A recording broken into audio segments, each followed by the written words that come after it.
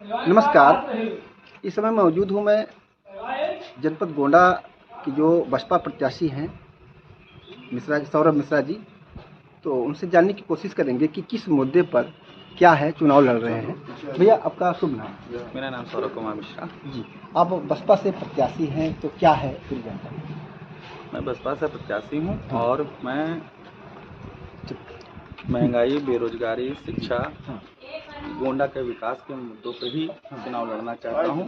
किसी ऐसे मुद्दों पे नहीं चुनाव लड़ना चाहता जो कि किसी से संबंधित ना हो, खाली राजनीति से प्रेरित हूँ। जी। जिससे अगली सरकार यहाँ गड्ढा मुक्त की बात करते हैं, दुनिया के भी है, कुछ दिखाई नहीं दिया। आप क्या कह रहे हैं? अब सुना है, कल मैंने कहीं पढ़ा है कि राम यात्रा चल रही है जी। 84 कोसी की। हाँ। ये सवालों का जवाब उन महंतों से जाके ले लीजिए, उन यात्रियों से जो उस यात्रा में हैं। कौन चक्कर खा के गिर रहा है, कौन ठोकर खा के गिर रहा है, कौन गाड़ी कहाँ गड्ढे में पड़ के पलटी मिल रही है। तो जहाँ तक हमने पढ़ा उसके बारे में हमने ये पाया कि वहाँ पे गड्ढों के कारण महंत लोगों की उनकी गाड़ियाँ वो ठोकर खा खा के नीचे गिर रहे हैं। उनके पीछे जो उनके साथ में गाड़ियाँ चल रही हैं वो इसलिए गिर जा रही हैं कि वहाँ गड्ढे हैं, उनमें गाड़ियाँ फंस गई हैं। जी, इसके पहले आप पहली बार चुनाव मैदान में, इसके पहले क्या? मैं एजुकेशन के सेक्टर में था, पहले अपनी पढ़ाई करी, बाद में पढ़ा रहा था। अच्छा, तो ये इस राजनीतिक में आने का क्या मुख्य उद्देश्य है? सुधार करने के लिए एक अच्छा प्लेटफॉर्म है। हम गांव के स्तर पे या छोटे स्तर पे उतने अच्छे सुधार नहीं कर पा रहे थे कि जो हमें ये लगा कि हम राजनीति में जा कर के उन सुधारों पर बलपूर्वक उसको जोर दे के हम कर सकते हैं। तो आपने बसपा ही क्यों चुना? बसपा एक सैद्धांतिक पार्टी है जिसके पास अपने सिद्धांत हैं। गरीबों के उन्मूलन से लेकर के शिक्षा से लेकर के चिकित्सा, इन सब चीज़ों को सुधार करने से क्षमता भी रखती है। उनके पास एक अपना एक सोच है, एक उनकी अपनी एक क्या कहते हैं उसे थीम है जी। वो किसी के उस पर ये नहीं है कि हाँ बस मुझे वोट बैंक बढ़ाना है। वो कार्य सबके लिए करती है। नहीं, एक विपक्षी पार्टियां लगा रही हैं बार बार कि जब मायावती जी शासन में थी तो सिर्फ इन्होंने हाथी बनवाया, बाकी विकास कार्य नहीं किया। क्या? अगर मायावती जी शासन में थी, अगर इन्होंने विकास कार्य नहीं किया, इस सवाल को पूछने का सही जो जगह है वो जनता है। इस सवाल को आप जनता से पूछिए कि वो किसके शासनकाल में खुश थे, मायावती जी के शासनकाल में कि मोदी जी के शासनकाल में। सुखी किस शासनकाल में थे? तो अब आप मायावती जी के ऊपर जो कह रहे हैं मायावती जी ने विकास नहीं किया, मायावती जी ने इतनी सारी नौकरियां दी, जितनी उन्होंने एक साल में नौकरी दी उतनी तो बीजेपी गवर्नमेंट यूपी में करीब पिछले शायद 10 साल में नौकरियां ना निकली हैं।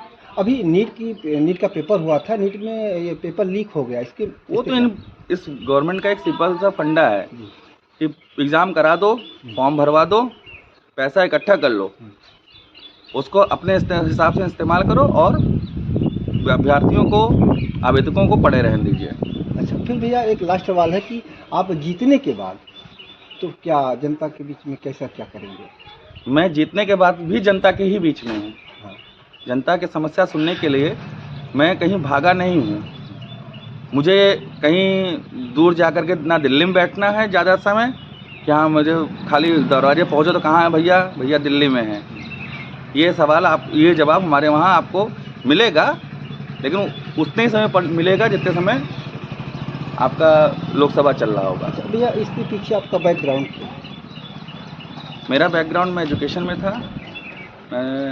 मैं MSc हूँ। मैंने यूपीएससी की तैयारी करी थी। मैंने 3 बार यूपीएससी का मेंस लिखा है, 1 बार मैंने इंटरव्यू फेस किया है। अच्छा, ये मेरी एजुकेशनल में मेरी वो है जी। एक सवाल ये आता है, लोग कह रहे हैं कि आपके पिताजी राजा भैया की कोई स्कूल है जिसमें प्रधानाचार्य? मेरे पिताजी राजा भैया का एक स्कूल है, इंटर कॉलेज मनकापुर में जो चलता है जी, उसमें प्रधानाचार्य हैं। हाँ।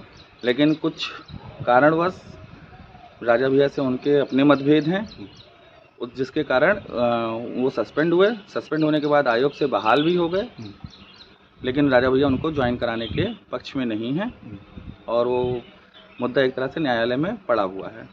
इसी को लेकर के तो आप मैदान में ऐसा ये मेरे आने का एक कारणों में से एक है कि जो मैंने ये देखा कि हाँ जो करप्शन का लेवल है, जो विचारधाराओं से सही आदमियों के साथ होने वाले अन्यायों का वो है, उसको कैसे हम टेकल आउट कर सकते हैं कि किसी शिक्षित, किसी ऐसे इंसान के साथ में जैसे मेरे पिताजी हैं, उनके साथ जैसे किसी और इंसान के साथ में अन्याय ना होने पाए। अच्छा, आप शिक्षा पर ज़्यादा जोर दे रहे हैं। मैं शिक्षित समाज, शिक्षित घर से हूँ, जी। शिक्षा से हमारा जुड़ा हुआ है, तो शिक्षा मेरा मेन मुद्दा तो है। और मुझे, मेरा ये मानना है कि शिक्षा वो मुद्दा है जिससे आप बाकी सारे देश की बाकी सारी कमियों को कम करने की हिम्मत दिखा सकते हैं। हम भुखमरी की बात करते हैं, हम अनाज की बात करते हैं, हम अनाज बांटते हैं। अगर हमारा समाज शिक्षित हो, शिक्षा हो और शिक्षा होगी, शिक्षा अपने आप अपने रोजगार को जन्म देती है। जी जी। उसके बाद हमें अनाज बांटने की जरूरत नहीं पड़ेगी, वो खुद कैपेबल होंगे अपना अनाज खरीदने के लिए।